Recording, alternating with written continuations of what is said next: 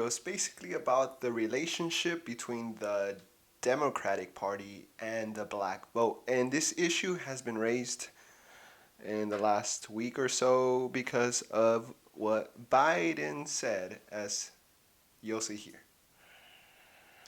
It's a long way until November. We got more questions.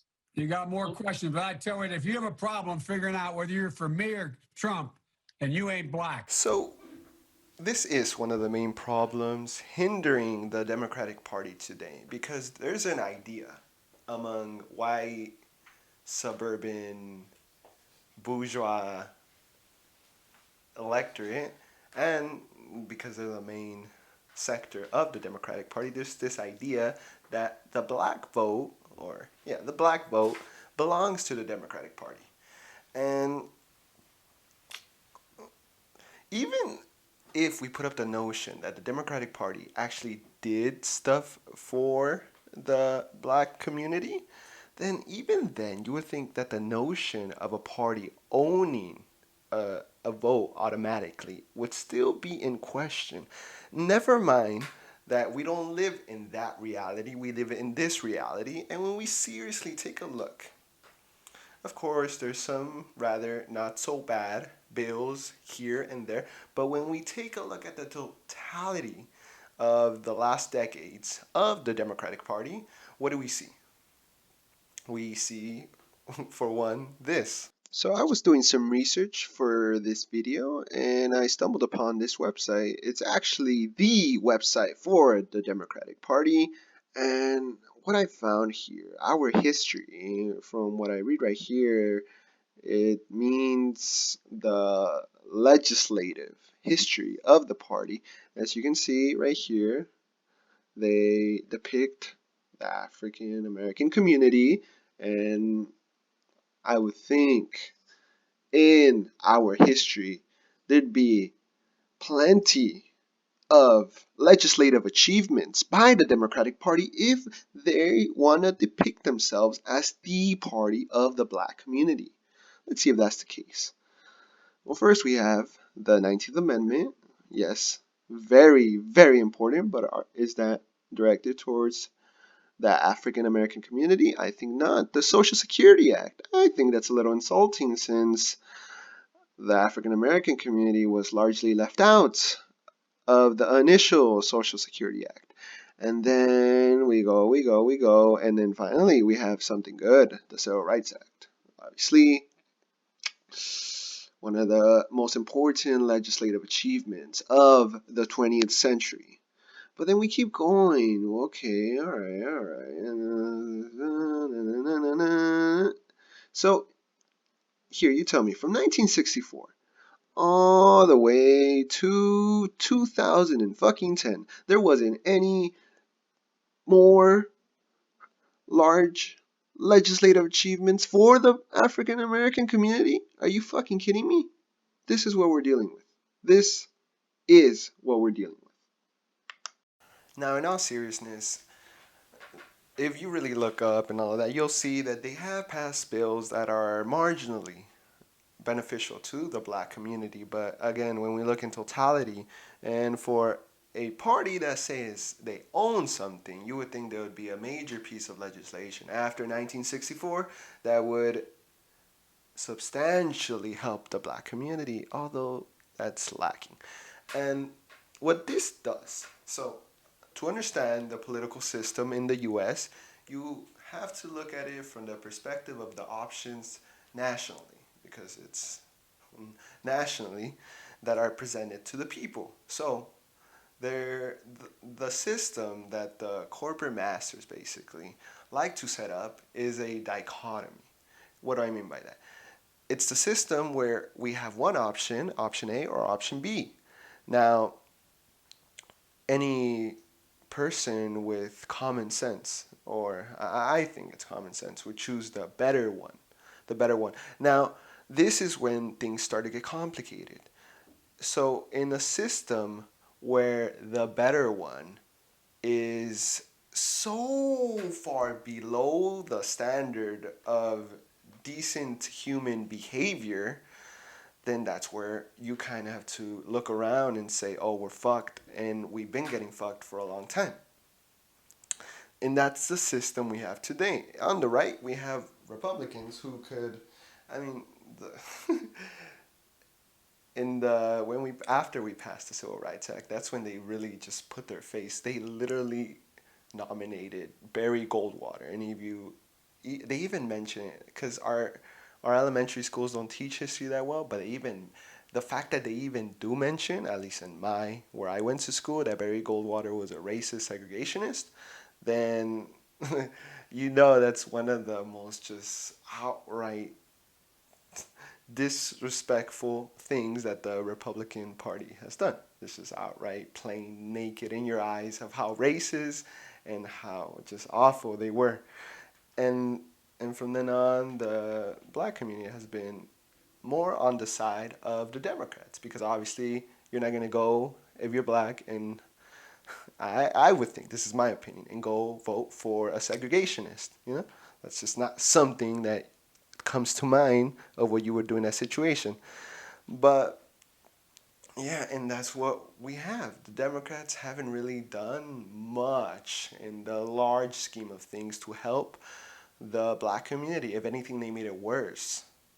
Their policies that they passed with the corporate Democrats that came into the picture in the 90s, with just the erasing of banking regulations and Wall Street, and just policies that increase inequality. And the main thing for what I'm talking about, is that this is best seen in Biden, because we have two options this November, if the elections do happen, between, again, the two parties that are presented to us by the corporate masters that we have. So in Biden, it's just the most obvious fucking, like, you can't make it easier. It would have been harder if you would have put up freaking Cory Booker. He has a bad record, but just to name three, that's it. And then you can just get the full picture. They're putting up someone against Trump who's just god-awful, but not a bad strategist. But that'll be in the future. First, Biden started the mass incarceration in his 1994 bill that really just messed up a lot of black communities. You would think that's a big one.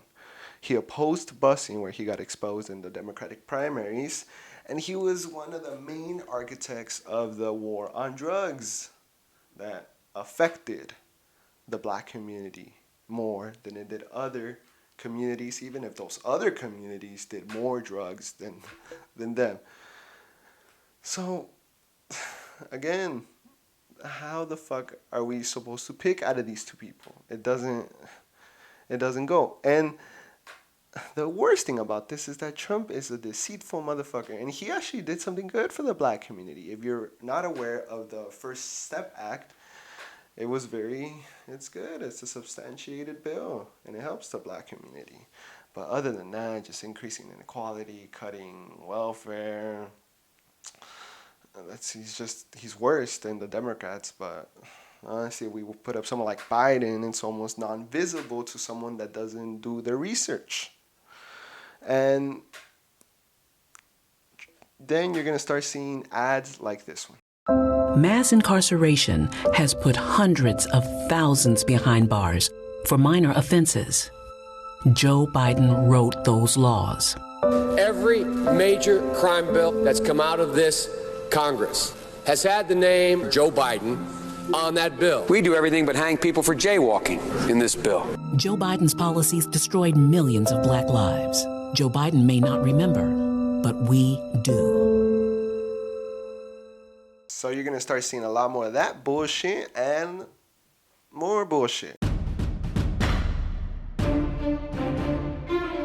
But I tell you, if you have a problem figuring out whether you're for me or Trump, then you ain't black. Poor kids are just as bright and just as talented as white kids. It's personal, and I was actually it was hurtful. I would have to ask black voters the question, like, why do the old white men, who have the most racist legislation towards black people, why are they, the top two front runners when it comes to black support, Joe Biden and Bloomberg?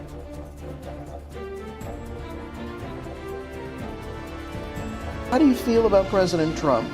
I'm very honored and grateful that he was, signed the First Step Act. The same folks that voted for me voted for President Trump because President Trump made promises to the voters and he's keeping the promises. So without any question, if you look at his legacy, it will be his accomplishments in office, frankly, helping in many, many ways African Americans. I heard President Trump's commitment to the folks that are returning home. I heard the promises that he made, and him being there and that graduation was evidence that the promises that he made was promises that he kept. We love you. Thank you very much, everybody.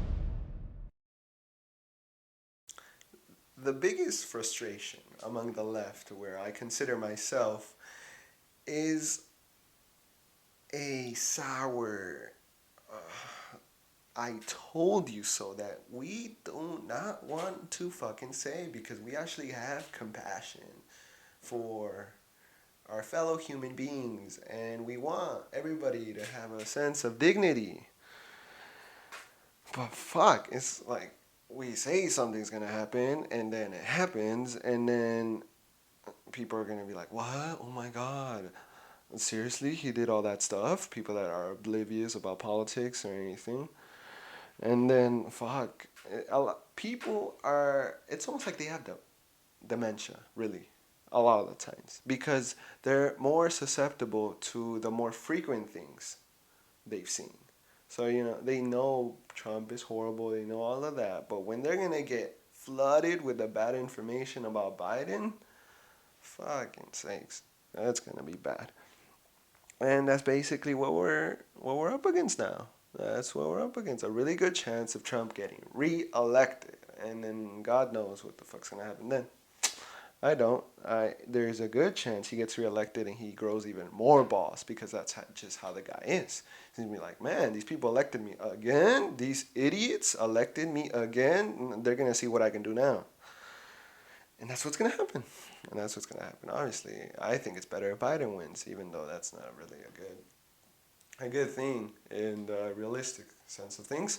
But it would be better. But fuck, it's going to be a difficult road ahead of us. And things look even more difficult concerning the black vote, because right here you'll see that 1 in 3 young black voters think the Democratic Party doesn't care about them. Because how this can be shown is that most of the young black vote was going for Bernie in the primary. So let's just say in the scenario, oh God, hope Biden wins. But let's say he doesn't win, then it's really like a self-destruction by the Democratic establishment, because they obviously have the numbers that the young black voters are waking up and saying this is bullshit, because it's not like they're going to go from the Democrats to the Republicans. They're not stupid. They see that the Republicans are even worse, but the Democrats are almost beyond saving, and they're just not going to vote for them anymore. And without the black vote, the Democratic Party is going to have a real fucking hard time against the Republicans.